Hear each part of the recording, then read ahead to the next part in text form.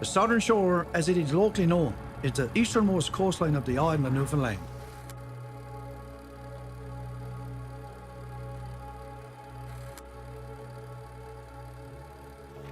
It proudly reaches into the Atlantic Ocean and hosts some of the oldest settlements in North America, complete with colourful names such as Petty Harbour, Bay Bulls, Mobile, and Burnt Cove. Over 150 kilometres long, it is both bucolic and desolate. Hills that plunge into the forest valleys carved by salmon rivers sit against the rocky and windswept barrens, punctuated by fishing villages. A dramatic coastline complete with a long and textured history.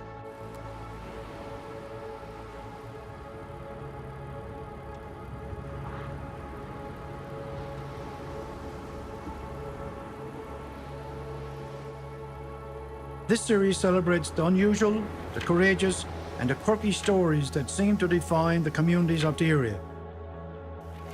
And while some are known by locals, the finer details are unknown to others.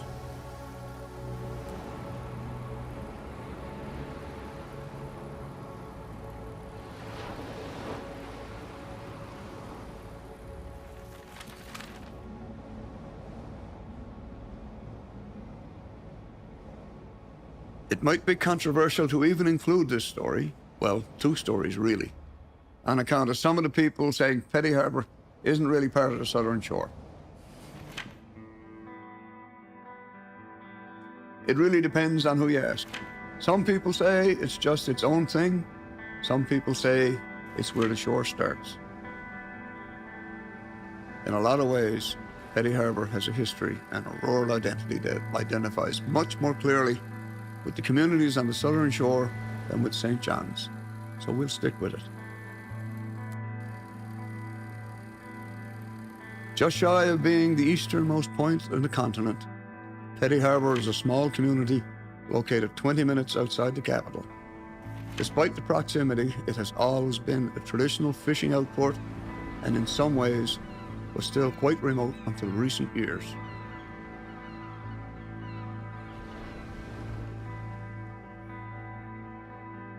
In winter, Motion Bay filled up with migrating seabirds in search of food. Traditionally, locals used this meager time of year to hunt birds and keep their households going. In the spring of the year, strings of ice floes and pack ice and icebergs rushed past the harbour nestled in Motion Bay. The phenomenon brings in herds of seals and ushered in the annual seal hunt.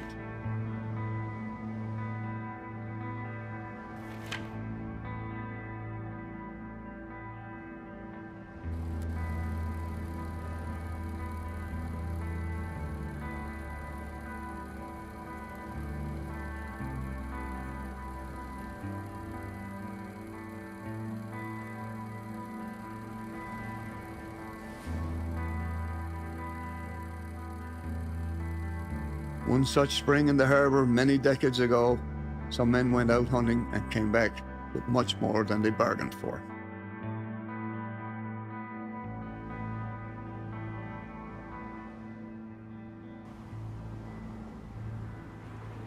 John Windsor Chafe, Jacob Chafe, and Howard, Jacob's son, went up to the Motion with a dog sliding gun.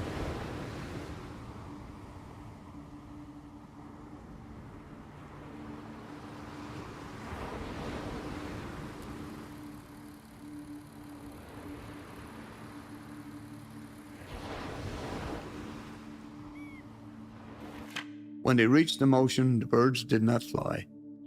Jacob said, "Howard, go boil the kettle by."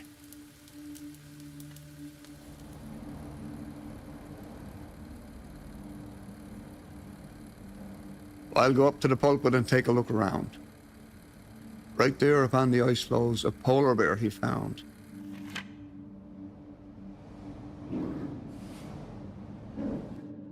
The bear stood on his hind legs, ready to make a start, when Jacob quickly fired and pierced him through the heart.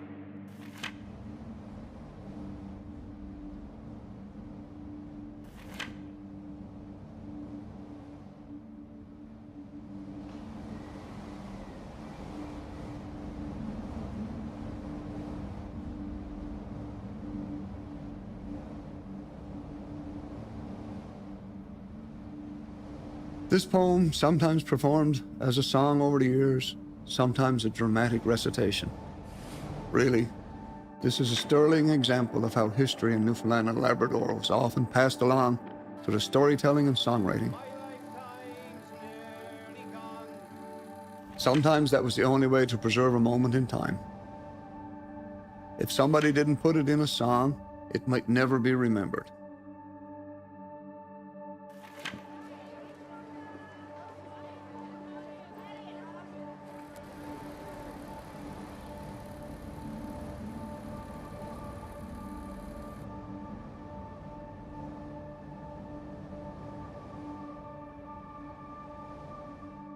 But by the time we ended up in the 90s, there was an entirely different way to capture a moment in time. There was another polar bear came down on the ice pans, this time running straight through the roads of the community.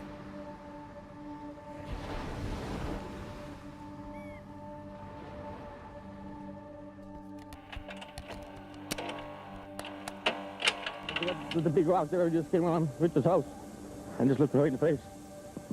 How did he react? Oh, he took off and I took off. I went in his house. And when I looked out the window, I seen this big white thing out by the window. And I said, my husband must have Robin come here and look us out by the window. When he come in, it was a big polar bear. And when we got out the window and went out on the other side of the house, here he was going down over the bank, went down over the bank and got right in the water and went on out through. I didn't know what it was. I couldn't believe my eyes. The polar bear was the first time I ever seen one.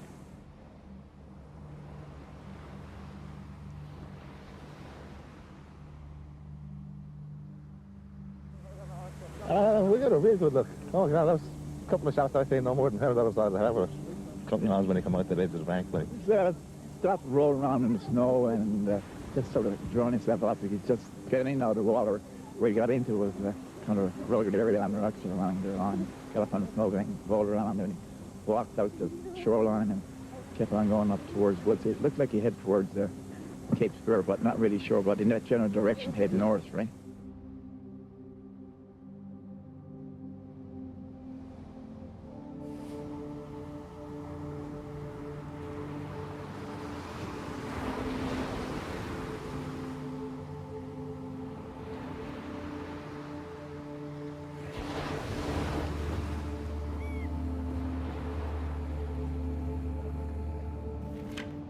The polar bear scaring one poor woman who was hanging out her laundry before taking off up over the hill.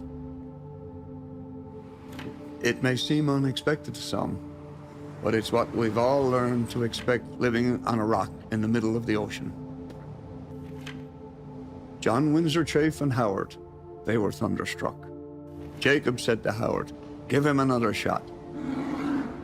Howard quickly fired and put him in his gore. They put him on the dog slide and hauled him down the shore. Dan Windsor Chafe, the skinner, he gave the flesh away. Some said it was good eating, others just threw it away.